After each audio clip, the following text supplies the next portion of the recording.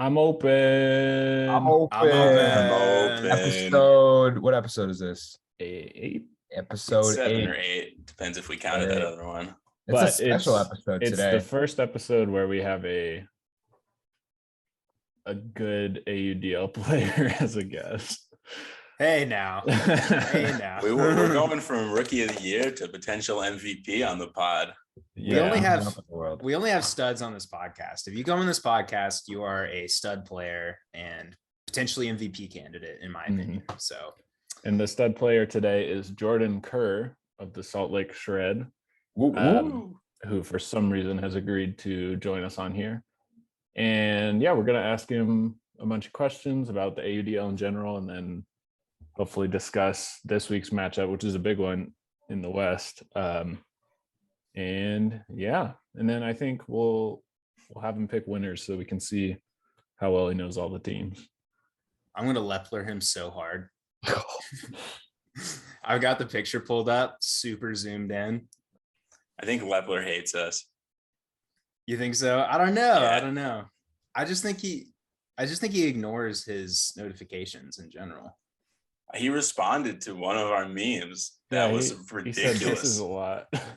I don't think to answer the question, I don't think Evan Lepler hates us. I think it, like, to me, I read the comment as like, disappointed father. I don't know. I would be honored if that was how he thought of us. As disappointing children. Yeah. I mean, that is all we are at the end of the day. So yeah. Hey. Hello. What's up? Welcome. Can you hear me? Yeah. We got you. Welcome guys. to the I'm Open pod. Oh man, I've been waiting for this day for weeks. Us too. It's great to have you. Can you, well, first, as I guess you're our first like full episode guest, but can you just give us a nice I'm open for the fans? Just say it. Just say it. Say it with your chest. Oh, I got the logo too. Yeah. There we go. I'm open. Yes. This guy is that was amazing. He's so open. You are literally. You're always open. I will do. I'll have to say it at some point, like this weekend. Like, hell yeah. You probably will just naturally, just by playing. My assumption is that you get open a lot. That's the plan. Yeah. Some Frisbee strategy right there. Get open. All right. Well, welcome. So I thought first we would just have you sort of, obviously anyone who's listening to this will know who you are, but just sort of give a little introduction about your sort of playing career and all that. Sure. Yeah, I mean, second year in the AUDL. Last year played on the San Jose Spiders. I guess now they're the Oakland Spiders. But that was a ton of fun. I got to actually go out and play there with my now Shred teammate, Jacob Miller. So that was a ton of fun to just kind of dip into the AUDL and kind of get a feel for it. And obviously we had a blast and we're stoked when we heard about the Shred team coming to Utah. Before that, played 4 years of college at BYU, which was a ton of fun. And then I've done a little bit of club as well. So played for the club team here in Utah this past year. And then this season we'll be playing with Machine out in Chicago. So should be a ton of fun. Yeah, I saw that. That's going to be, are you like traveling to Chicago? How's that going to work? Yeah, kind of just doing like a travel player kind of thing. So we're Nice. still in Utah for right now, especially while Shreds and AUDL is still going on. But we'll see. Right. All right. Well, Ryan actually has to leave in like 5 minutes, so I thought I would let Ryan have at it with the first few questions. Yeah, sorry.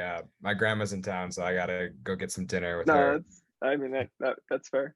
But along those lines, I've got a question. If there's anyone in the AUDL currently or even past that you'd like to sit down for a cup of coffee, bite to eat, just get to know better and meet, who in the AUDL would you want to hang out with?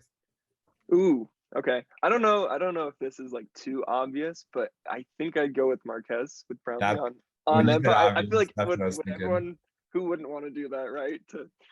sit down with him, ask him questions. And he's an insane Ultimate player. So Yeah. I don't know if we would talk about Ultimate or if I would just ask him what it's like to be famous, but probably a combination of the two.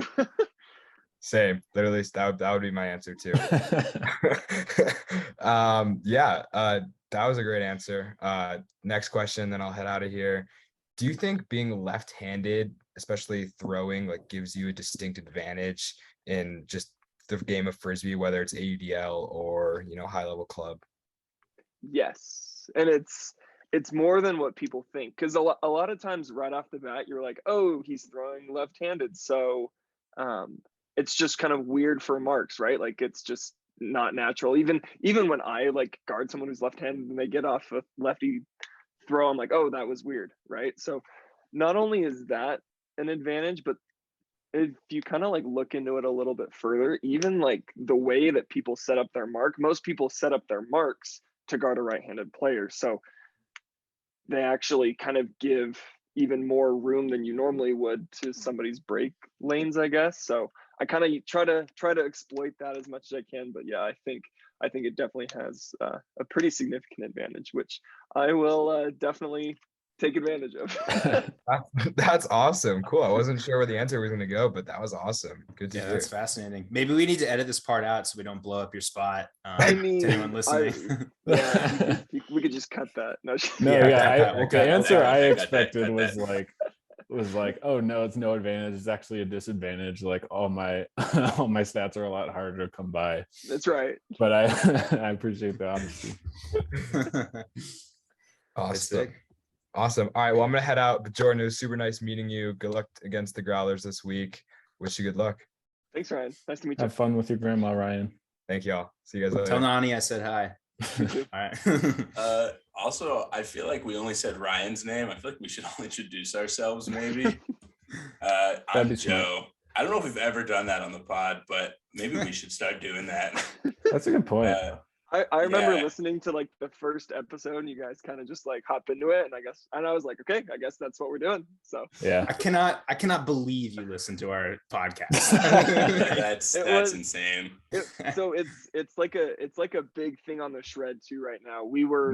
I think we were driving on our way to Colorado when like someone saw it on Twitter and we're like, another podcast? We have 8 hours. Like, I guess we'll listen to it. And then we were just loving it and busting up the whole time. So that's amazing, honestly. But yeah, I guess I'm Andrew. I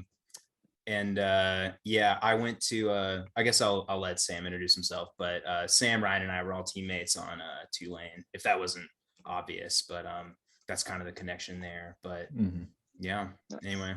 Yeah, and then I'm Sam. I'm trying to think. I think when we went to Northwest Challenge, wasn't BYU there in 2018? Well, I know for a fact that BYU was at Santa Barbara in 2020. Oh, really? Okay. Yeah. I sprained my ankle in the first half of the first game because it was brutal. I remember. Did we play you guys? I don't know. No, we were in like Cal Poly's pool, I want to say. Fun. Yeah. And we had Cal in the Poly. losers bracket. I distinctly remember though, didn't you guys beat Cal Poly on like Friday of that tournament or something? Or like we've beat them for 5 years now. Yeah. Let's go. Love that. Let them know about it. But right. I remember that year in particular, you guys were just going off. I mean, it seemed like every matchup you guys were just kind of taking it to everybody you played. And I remember kind of the spicy like Frisbee question was, like if BYU, like could they beat Darkside this year? Because I think Darkside was kind of the other agreed upon like best team, but then here's BYU beating all these teams. It was kind of like, what would happen? In your opinion, I guess, if you guys played Darkside that year, do you think you would beat them? Oh man, that is tough. I mean, you look at the Flyers now, and that's basically right. Darkside from a few years back. So, I mean, I think it'd be close. I think it'd be very close, but we'd have to see. I don't know. It's a good question. Yeah. Is it? And I guess I wonder if like AUDL field dimensions versus like college field dimensions, if that changes anything. I definitely think it would be closer than people might think. I think maybe most people would say dark side. I mean, I'm always root for like, you know, not the favorite. I don't know who the favorite would have been, but like I definitely would have put money on you guys that year because I watched you guys play. I think it was like that Friday. It was like a showcase or something, and I was like, where do these people come from? These guys are disgusting. No, yeah, it'd be tough. They're very like possessive with it. They'll never turn it over. I think the last time we played Dark Side was 2019 and we won, but we haven't put them since. So well, there you go. I mean, yeah. Maybe that answers our question. Yeah, numbers don't lie. So yeah. We're transitioning to AUDL. We should probably do that. From college. Yeah. Well, I wanted to say that like probably my favorite game to watch of any AUDL this whole year was the first Summit Shred game. And I wanted to know if you felt like the Summit was kind of a rival or just how you guys approach that matchup, or just like any big matchup, if there's another team out there that you guys feel like is a huge matchup. Yeah, I mean, obviously, Colorado's going to be the huge matchup. I think we knew that going into the first few games, but I mean, we know it's going to be even more important for the rest of the season, right? If we can get to the playoffs and if we can get there, that Colorado's probably going to be waiting at the top. So we gotta do what we can now to be prepared and kind of get ready for it. I don't know if it's a rivalry. I know some people have been saying, "Oh, the Colorado Salt Lake rivalry," but does it count as a rivalry if we haven't won yet? Like, I don't, probably not, but hopefully we can put together a good second half of the season and play them again, hopefully. Yeah, I'll go out and I definitely think it's a rivalry because just the games, especially that first one coming down to the wire. I mean, you guys were like pound for pound. It was one of the better games so far, I think, of the season. So just that you guys haven't gotten them yet, I don't think that detracts from that matchup. It was really cool. But yeah, I mean, do you see Colorado as kind of like that team to get past if you guys want to accomplish, your goals this season? I think so. You look up and down their roster and they are stacked with talent, and they are, you like read like the AUDL Tuesday toss and stuff, and they're like, yeah, we still haven't even like hit our stride yet. And you're like, oh gosh, that's that's scary. That's so yeah, scary. They are very talented, but I also think the guys that we have on our squad are hungry and want to challenge them. So not to discredit any other team, but we've got to win these next games the rest of our season to even have a shot. So that's kind of where our focus is now. But I think a lot of us do have kind of that in the back of our heads, at least right now. Mm-hmm. And then, so something you guys, both your teams have in common is that you're both expansion teams. So I guess I'm curious, like I'm stealing this question from Elu, but what is sort of like the vibe of the Shred as a new team? Like, I assume does it feel like a new team? Because it must be what, like 95% BYU players? Probably not that much. I think we've got probably 10 or 12 of our 30 guys from BYU. So it's a good chunk. But to be fair, like on the contrast, there's 20 guys who aren't on BYU, right? So you've got people from Utah and Utah State, and we've got our Idaho boys, and we kind of got a bunch of talent from a lot of different places. So it does feel like a new team in the sense that like we're kind of still trying to figure out the chemistry and kind of where everybody fits and kind of the best way to use the talent that we've got. I think we have a lot of talent. We're just still trying to figure out exactly how to use it. So hopefully we can figure that out. And I think once we do, I think we'll be in a really good spot. Speaking of your teammates, I'm also going to steal a question here from our Google sheet. Who's your favorite teammate and why is it Joel Clutton? Why is it Joel Clutton? I mean, number one, the hair. It's pretty. I mean, he's electric. Also, the guy is. It's not fair because he'll just like roof you in practice over and over and over again, and then he's like the nicest guy, so you can't even be mad about it. That's tough. It's fun, but no, he is amazing. Do you think kind of going off of that, like who on the shred right now would you say like just has the biggest personality? Like, do you want to shout out like who's the goofball, or like, you know, I don't know, whatever that may be, whatever that means to you, like who's like the most out there, I guess. Who's the most out there? Yeah. Oh man, I've got a few names off the top of my head. Probably Garrett. I think Garrett Martin, I mean, plays sockeye, played Utah State, and yeah, he's one of our vocal leaders for sure, both on and off the field. So he gets us going, he gets us pumped for the games. He's doing caffeine all up and before the games and whatnot, and it shows. And but he gets me hyped, he gets the team hyped, and then he comes out and performs. So big fan of Garrett and what he brings to the team. One thing I wanted to ask is there a reason for your number choice on your jersey? Because 66 is a pretty unique choice. It is a pretty unique choice. Definitely not my first pick. It actually goes back to high school. So I played for Lone Peak High School out here in Utah. And it's actually pretty big high school program. So when I like got there, literally jersey numbers like 1 through like 40 were gone. I was like, well, this sucks. I wanted something cool. And so I was like, well, I'll pick something that's at least kind of memorable. So 66 was available. So I took it in high school, and then obviously no one uses it. So I took it in college and pro, and now it's mine. So nice. I should probably come up with like a cooler backstory though, huh? I saw you something. I saw you tweet about them. They just won like their high school division.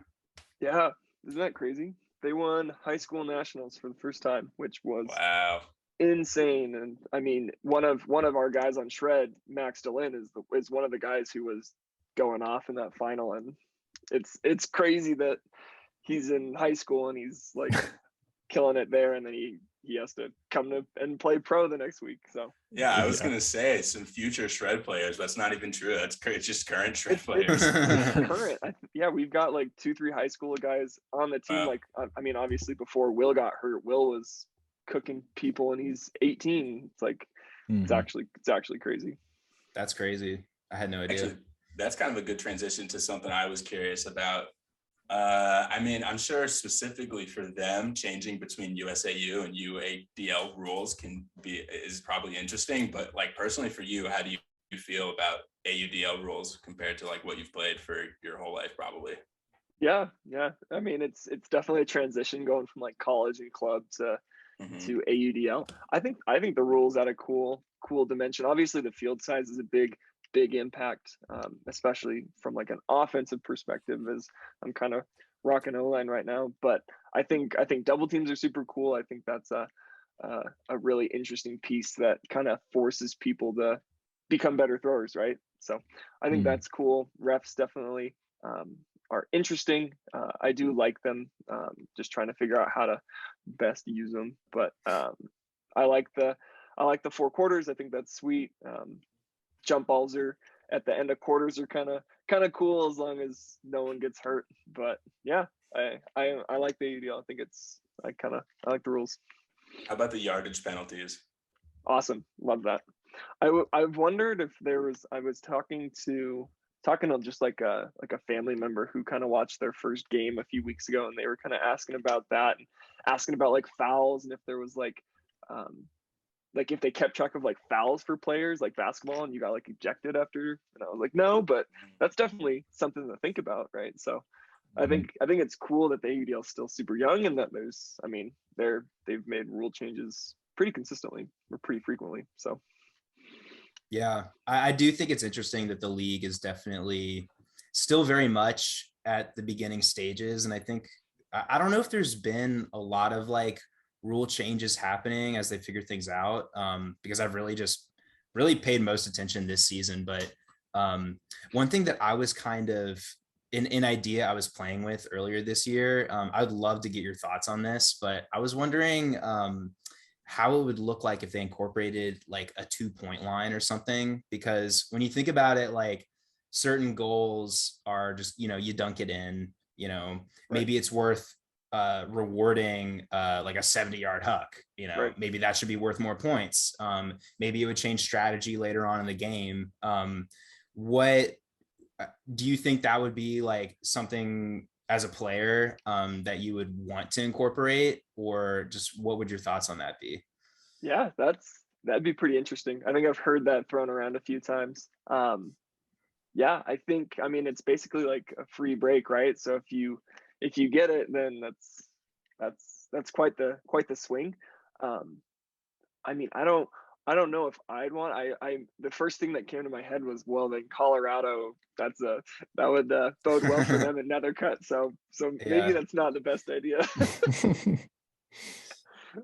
Yeah, that's a good point. Maybe if my opponent benefits more, maybe that's not what I want. But yeah, I guess kind of going off of like just since we're in AUDL town a little bit, something I'm wondering, like we as a podcast, a lot of what we have to talk about, a lot of the subject matter is related to statistics. We look at player stats. You, by the way, are, if not first, like top 5 in many stats in the league, which is really awesome. But as a team, do you guys look at stats and analytics and incorporate that into your like game planning in any way to prepare for a matchup? Probably not like the individual statistics that you'd think of, but for the most part, we really take a look at kind of your team statistics, right? So we are constantly looking at things like end zone efficiency. Like if we have a really low red zone efficiency, like that's a problem, and that's something we'll usually address at practice. Or things like D-line conversion, right? Like if our D-line's only breaking 1 of every 5 times they have a chance, that's probably not the best. And so we'll kind of take a look at those numbers, and then we'll usually go back to the film and see like, okay, why didn't our offense hold as much as we normally do, or why couldn't we get the disc back when we had a turn? So we kind of use those numbers to break down kind of flaws, I guess, or things that we did well or things we did bad in a previous game, and then hopefully try to adjust. So I think the statistics are awesome. Yeah, we kind of use it that way.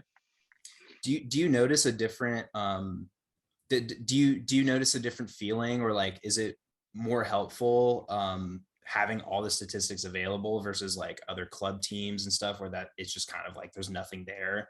Do you feel like it really gives you an advantage, or do you see in real time it's helping you improve, or is it just kind of, oh, it's nice that it's there, maybe we'll tweak this and that? Like how impactful is it really? I mean, I don't know if it's crazy impactful. Like once again, from like an individual perspective, it's cool to have as just like a player, like, oh, it's cool, I threw 3 assists that game, or I had 2 blocks, and you can kind of see that, right? And I mean, other things like you look at like an individual player's completion percentage. That's one where it's like if you're on your O line, you want to make sure that all of your guys are top of the top with your efficiency, not turning the disc over. And so if we're kind of low, then we'll kind of look at that and say, okay, what adjustments need to be made? How can we improve a specific player in a certain set, or things like that? So there's a lot that kind of goes on, but I think it's pretty cool and pretty beneficial. It definitely has its spot in the sport. Yeah, I definitely agree. I think it's super exciting, and I feel like I'm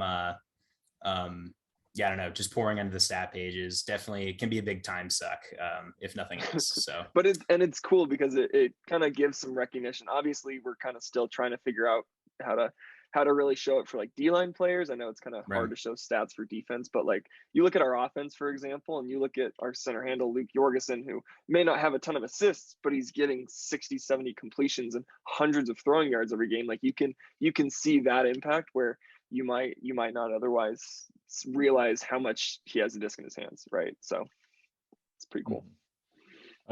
Going off of that, this might be a pretty dumb question, but why is it that you have so many assists? Because everyone at the top of that list is a handler except for you. By the way, also you are at the top of the list if we're looking at assists per game. So congratulations there. Nice.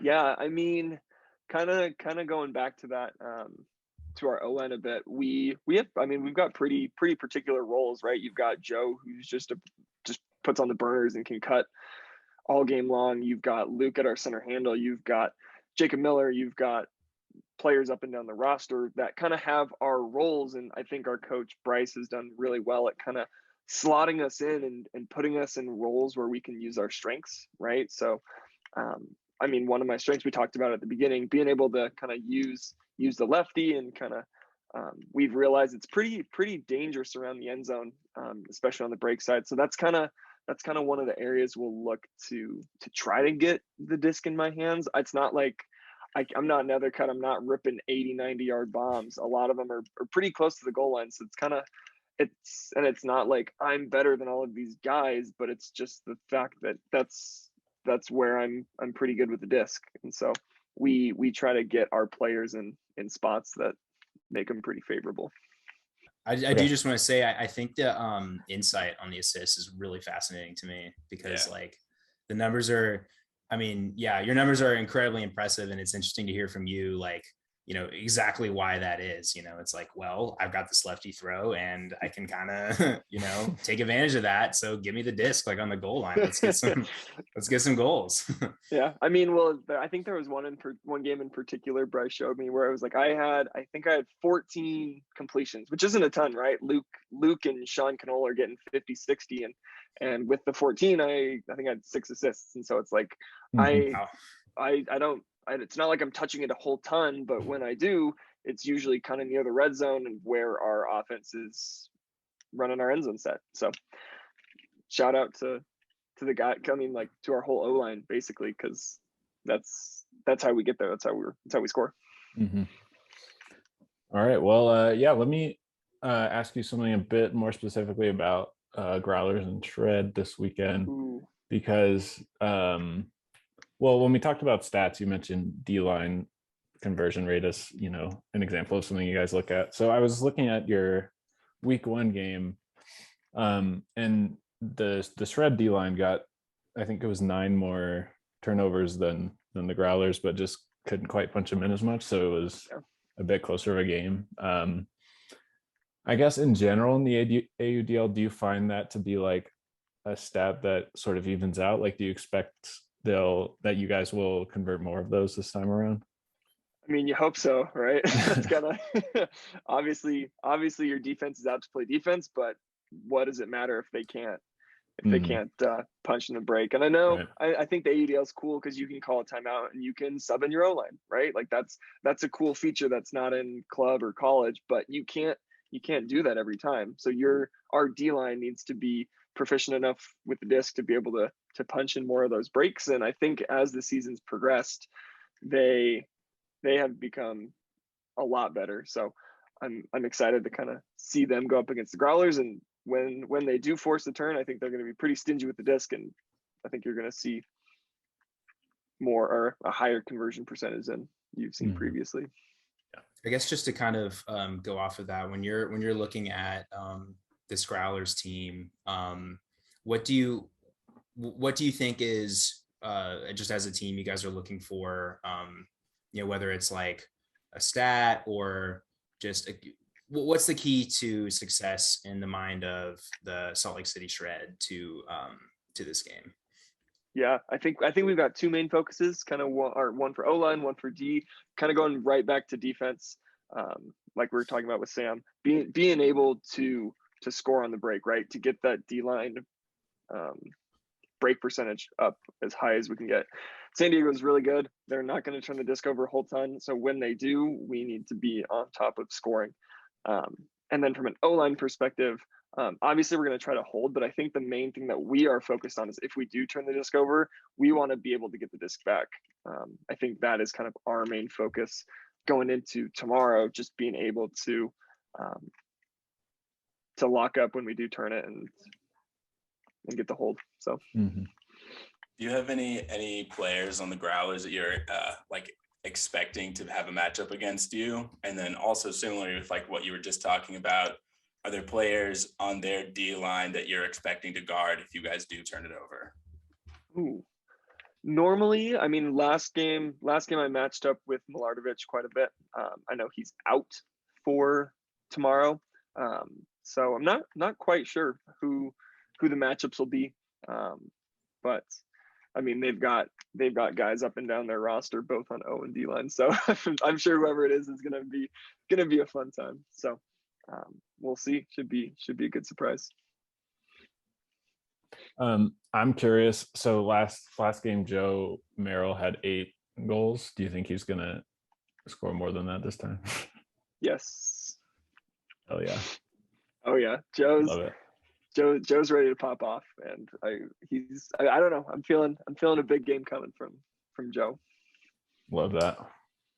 I'm just kind of pulling up some team stats here real quick, and it's looking like the Growlers' huck percentage, shockingly, is 3rd in the league at 70.21%. So watch out for those hucks. They're completing those hucks. You guys got to knock them down a little bit. They are completing the hucks, and I think that I saw it on power rankings today from the AUDL from Ruffner. I think we are like 2nd worst in the league. I think we give up the 2nd most hucks per game, which interesting. Which is surprising, because I mean, we've got Joel and we've got people patrolling the deep space. So that's probably just from playing the Summit twice. That's what I was gonna say. Yeah, I mean, that's definitely gotta be a part of it. But I mean, shouldn't be an excuse. We should be taking away the deep game as best as possible. So that's definitely something we'll have in the back of our heads this week. Do we have anything else on this game? Like, any more burning questions? Like, I was curious because I watched I think it was the very first point last game. They did the roller out of bounds short pull. And then I think they got a break on it. Did that kind of catch you by surprise, being the first point of the game? Like, I feel like I haven't ever seen that. Yeah, that's not super common. But yeah, kind of threw us off for a bit. But once we it'll take a minute to kind of settle down. Once you see them like rolling it to the sideline, I feel like everyone on our O-line is like, okay, like it's not like a panic, but like everyone like immediately goes to our sideline double team breaker play and kind of go from there. Gotcha.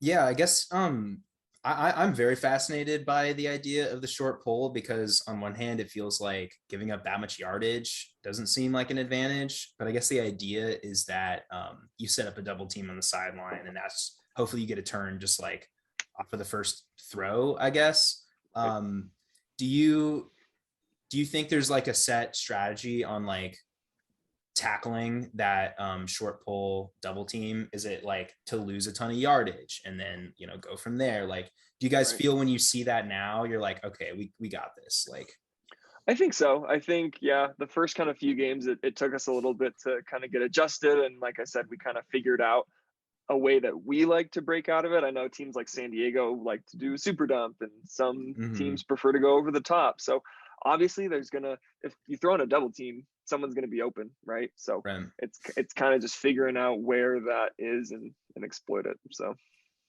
all right. Any remaining questions about the game? I feel like that's a great transition into who's going to win and who's going to win all of the other games. Yeah. Let's do it. Yeah. Why don't I pull up the schedule, and then because they don't have DraftKings lines out, and I don't even know if you're allowed to comment on those as a player, but we're going to go through. I think I can comment. I don't think I can bet. Okay. Which is lame, because we'd make a ton of money. Yeah. Right? Like, well, they're not out anyway, so we just have to pick winners, which will be a little less exciting. But while I'm getting that up, do you want to fill us in on who you think might be a contender for Rookie of the Year this year? Besides Everest? You can talk about. Oh, that's a great answer. That's a great answer. Yeah. Let's talk about Everest for a sec. Mm-hmm. Okay, I don't think we've talked about him enough this episode. That last game against San Diego, that was another great showcase, right? I was actually really impressed as far as just getting open. He had like 2 blocks within like the first quarter, and I mean, like you guys have said before, if they would have just put him on more, LA probably would have won last week. Just throwing that out there. So you heard it here first. Jordan Kerr, MVP candidate. Jordan Kerr thinks that Everett Shapiro should play more. Yeah, some of his most exciting plays have been blocks after they turn it over, and then he has to go play defense. So, I mean, yeah, I think I don't know. Does I guess right before we get into the scores, I wonder like how much does like crossover happen in the AUDL, or are lines like really set? Does it depend on the team? Like, how do you guys go about that? Yeah, I think it depends on the team, right? Yeah. Kind of what players you want to. So I know like on our team, at least on our O line, Joe Merrill and Jacob Miller are outstanding defenders, and so it's pretty. I mean, not like crazy frequent, but they'll cross over, right? And Yeah. and I mean, we've with 20 guys, yeah, you've got a lot of D-line players, but it also helps to throw one of those two guys out there, and then when we do get the turn, you've got one of your O-line players out there leading the break charge. So it definitely has its advantages. Yeah, for sure. Well, hopefully the Aviators are watching this. Because we can scream from the rooftops that we need Evers to play more, but maybe your opinion carries a little more weight. So good to. I'll reach out to Landisman and let him know. Yeah, let him know. Yes. Let him know. Get him on in there. Well, yeah, let's get into it. So I guess I'll say a game and then we'll go around. We'll say who we have to win. Let's start with you, Jordan. Who do you think is going to win the Growler Shred game tomorrow? I'm sticking with the Shred, and if anyone else disagrees, I might have to head out a little early. So. All right, so I guess we're all picking Shred then. I think you're in luck. No, yeah, I would have picked Shred regardless without the threat, but that's good answer, Sam. Yeah, no, I definitely think the Shred have this game. I just think you guys have the offense to kind of overwhelm the Growlers, and having watched them, I've seen them really only play the Aviators, but I think turns were definitely they will be easy to come by, I think, for you guys this weekend. So I'm definitely looking for you guys to come out on top in this one. There's a reason that the Shred are higher up in our A tier than the Growlers, and it's because I think we all think that the Shred are the better team. So I think we all think the Shred are going to win this game. Yeah, and one thing that was interesting too when I was looking up the stats, like the Growlers are third in the league in huck percentage, but like middle, if not lower half in just completion percentage overall. So like they're completing their hucks, but they're not completing shorter throws, which is kind of interesting. But yeah, anyway, we've all got Shred. I think we can. I mean, they're crazy talented. I don't think it's not going to be a blowout. I think it's going to be a close game. They've got tons of talent, so it'll be fun. But I'm feeling good. Yeah, you guys are going to crush him. All right. All right. Damn. I think I'm going to set a line for this. I'm going to say, are the Flyers going to win by more than 6 or less than 6? Did the Cannons kind of give them a game? And it's at Tampa Bay, so their field's like really sloppy, and I feel like that's kind of the levels the playing field. So I'm gonna say under if I had to put money. Joe, who you got? I'm gonna go Carolina plus 8. I'm gonna change it to even higher. Yeah, I think Carolina's got this game. Although I haven't looked at who's out, if there's some Carolina players not traveling, but I guess Tampa's not too far, so I'll stay strong on that. Yeah, I think I'm gonna go they win by more than 6 also. What do you got, Jordan? I think I'm gonna take the under. I think Andrew's right. When they did play at Tampa last time, it was closer than I expected it to be. Yeah, it was. And I think they're without Saul this week. I think I saw that. So and shout out to my boy Sasha on the Cannons. So I'm gonna take the under. Oh yeah, always on the Cannons. Yeah, gotta take Cannons there. Well, you're not actually taking them. You're no. Taking them to lose by less than 6 points. I told Sasha on Twitter that I would ask you about him. Can you just give us a? He says you learned everything you know from him. That is correct. Okay, just wanted to confirm. He's also averaging like a block per game in every AUDL game he's played. Just throwing that out there. That's crazy. Underrated. All right, here, I believe we have a C tier team versus an F tier team, but I'm gonna say even line. Who you got? Rush at home or Glory on the road? I'm gonna go Rush. They looked a little uncharacteristic last week. They, I think, dropped both their games, and we threw them into the F tier because we were being more cutthroat on our tiers. But I think throughout a lot of the season, they had some really impressive offensive numbers. And the Glory, I don't know. They haven't really, I don't know. I haven't really watched a lot of their games, to be honest. But I'm going Rush. I think they'll bounce back at home. I'm going to go Glory because the last time they played, I think the Rush only scored like 12 or 13. And I feel like that's not an unheard story about the Rush this season. So I'm going to go Glory. Yeah, I was going to say Rush, but I just remembered I saw on Twitter that Oscar Stonehouse and somebody else is going to be at Worlds, U20 Worlds. That's so right. I'm going to go Glory in that case. Oscar Stonehouse is younger than 20 years old. Oh, yeah. I don't know how. I think he's 18. Oh my goodness. That's nuts. It says he was born 2003. Oh my goodness. God. I want a birth certificate check on that. All right, yeah, Jordan, who you got in this one? Yeah, I get what you're saying, Sam, with Stonehouse being out, but on Boston's side, no Tanner Johnson, no Ryan Cable. Give me Toronto. All right. I like it. Wow, we might see Boston dwindle into the F tier. That could be sad. All right, this is a good game. We got Radicals at the Wind Chill. Yeah, what do you think, Ayla? I think the Radicals have to win this game because I don't know, they've dropped some games that I think have kind of surprised me this year. But I don't know, the Wind Chill had just kind of looked better than just had been the better team so far this season. I will say when I tuned in briefly last time they played, it was one of the most intense games. We're talking rivalries. I think this is one of the bigger rivalry games in the league. I'm just going to stick with Wind Chill. I just think overall, I don't know what's different about their roster this year, but they've just had enough to beat some really good teams. So I'm going to go Wind Chill at home. I am also going to go Wind Chill. I think they just looked a little bit better than the Radicals in their last game, and that was in Madison also. So I feel like playing at home, I think it's going to be a great game, but I do think Minnesota is going to edge it out. Yeah, I also think it's going to be a great game, but I'm also going to pick the Wind Chill, so that's not super exciting. We're all Wind Chill. That's kind of scary. I'm also Wind Chill, but I think it's a blowout. Give me like Minnesota by like 5 or 6. Blowout. Okay. That's interesting. What makes you say that? I think they're very underrated right now, and I think you can see Madison still trying to figure stuff with some player shifting going around, but I like Minnesota here. Mm-hmm. All right. Well, speaking of underrated, the Indianapolis Alley Cats are hosting the Chicago Union.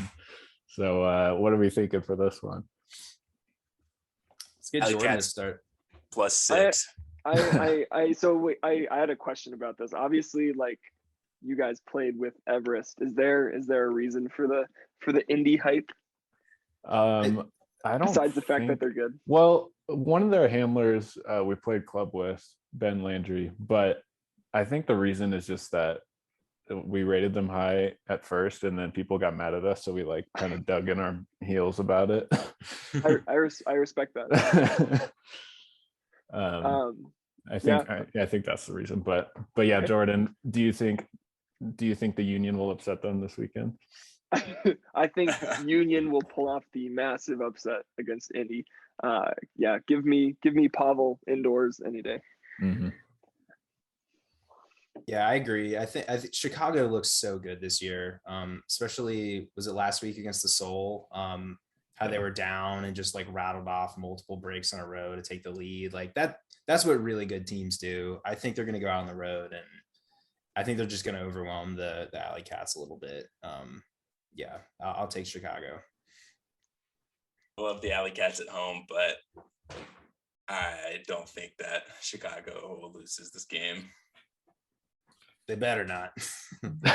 I'm gonna just say fucking take the Alley Cats because Let's go. I love it. somebody has to do it, and I'll be the guy. I'll be the guy. My hero.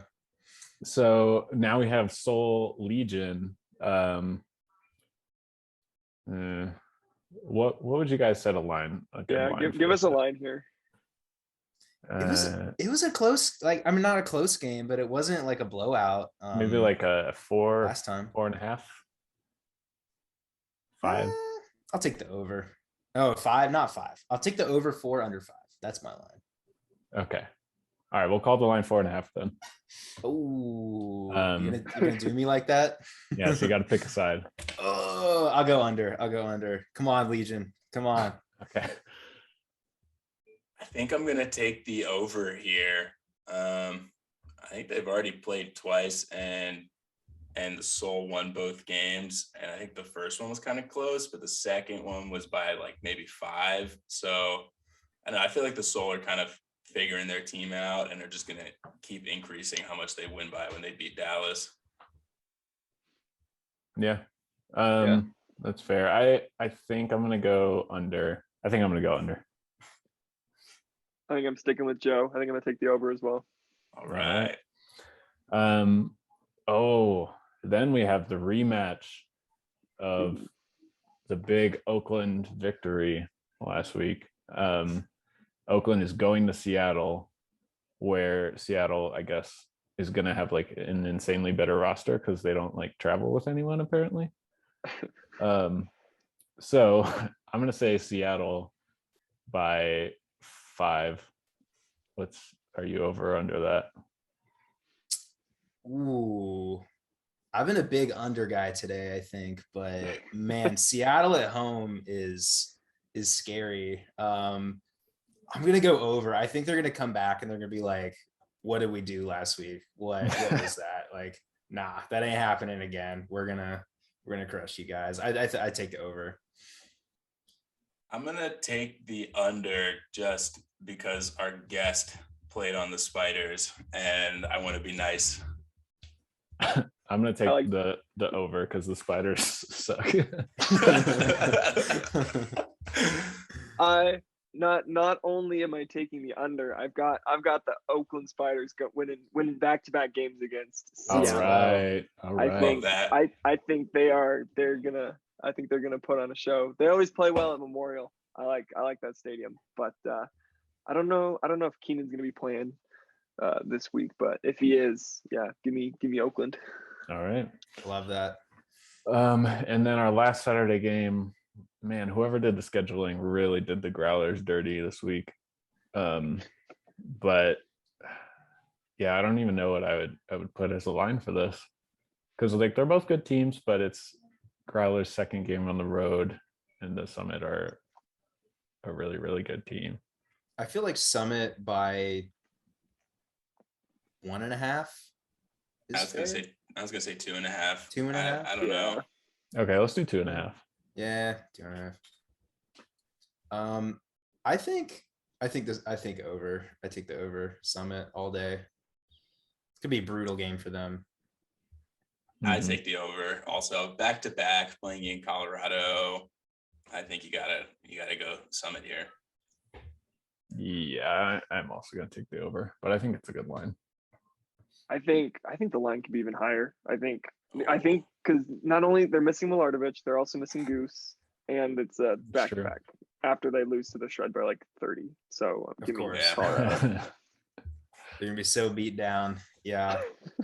All right. Actually, I have this kind of escaped us earlier, but we're super in general when we're doing these. We tend to go easier on teams that are like in that second road doubleheader on Sunday, especially if they like lose by a lot. It's like, oh, well, they were like tired. Do you think there's anything to that, or should we maybe not cut teams so much slack when they're on their like second doubleheader?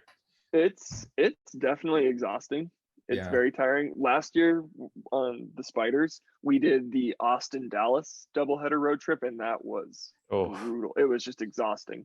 And same thing here. I think a few teams do the Salt Lake, Colorado doubleheader, and I mean it's not as hot as it is in Texas, but the elevation will get to some of these California teams, I imagine. So yeah, I think doubleheaders can be pretty tough. So yeah. That's good insight. Also, it just occurred to me, I think those West Coast teams, just in general, I think y'all are just covering so much more ground than, say maybe those Midwest teams, those East Coast teams. I mean, those trips must be pretty grueling. So that's good to know. I mean, I assume that like, I just cut teams a little bit of slack. If they get sauced on that Sunday game, I'm like, okay, they're tired. Like, cut them some slack. I think the Spiders just did a shred summit back to back. Like earlier this month. Yeah, they did. How was it playing against the Spiders again? Do you still have a lot of friends on that team? Oh yeah, it was awesome. It was so fun to see a bunch of them and to chat and match up. It was a blast. Awesome. Should we readdress this Colorado game with a new line? I want a line that'll divide us. Okay, let's do it. Okay. What do you got? 4 or 5? 6.5. What about 5? What about 4.5? Yeah. Oh man, that's a good line. I think that's a good line. I'm gonna take the I'm gonna take the over. All right, I think Joe, I'm what do you also think? still taking the over. Jordan's got the over. Joe? I think I would have taken the under if it wasn't a back-to-back, but I'm gonna take the over just because of that. So we're still not divided. Yeah, we're still not good divided. at lines. I think I'm going to take the over too, but I'm fine with that line. We'll leave that. It's a good line. It's a good line. Yeah, the Growlers could pull it off. Yeah, and then Sunday we have Spiders Nitro, and the Nitro are 2 and 5, but I feel like they're much better than that 2 and 5. Maybe it's like bias from how hot they started the season and like how good I thought they would be, but I don't know. And they're at home, and it's an Oakland back-to-back, so yeah, I don't know. 4.5 again. That they have that one player I was so impressed by. I think his name's Michael Lee. I think it was Michael Lee. He was like coming out of the handler space, and he was like skying people, playing help defense deep when they turned it over and just roofing people. I don't know where he's been all season. I thought he was like the X factor, and I'm not sure. Is it Daniel Lee? Maybe Daniel Lee. Yeah, that is. Yeah. Is it Daniel Lee? Yeah. Mm-hmm. Sorry, Daniel.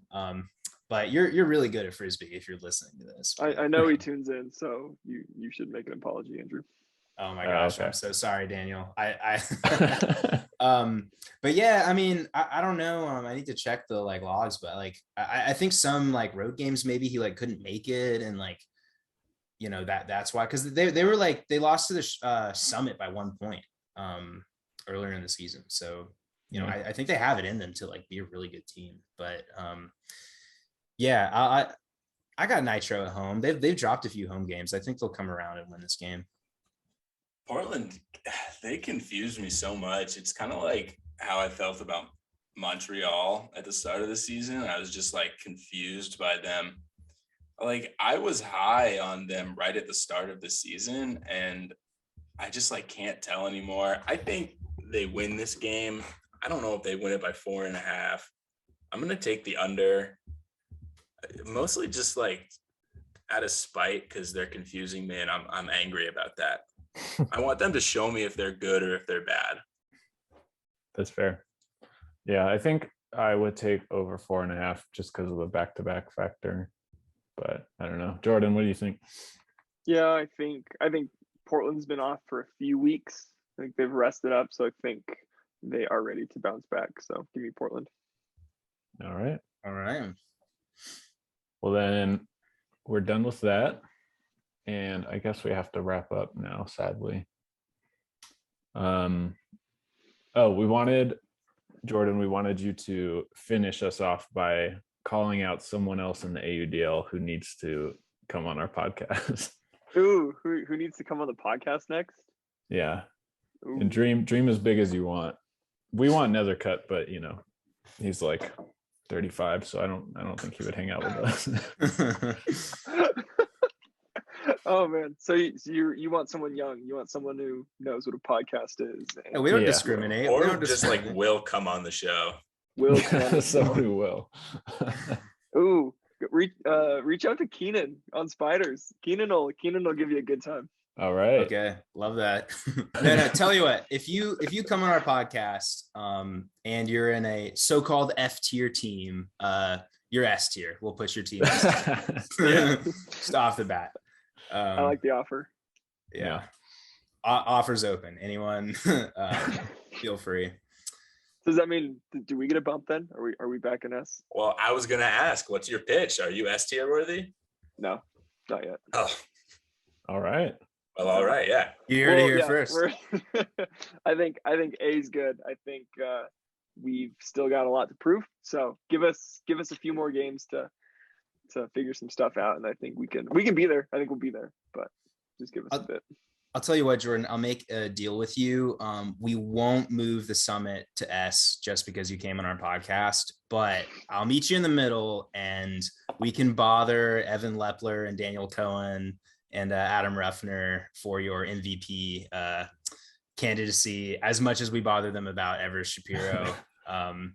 If you want, you can let us loose. Maybe not as much as Everett. Everett? Okay. Everest, yeah. Everest, yeah. Okay. Yeah, it's a weird name. That's fair. Yeah, okay. We'll dial it back. Don't worry. We'll go easy on him. I mean, you have the resume to already win the award, so we don't have to do that much.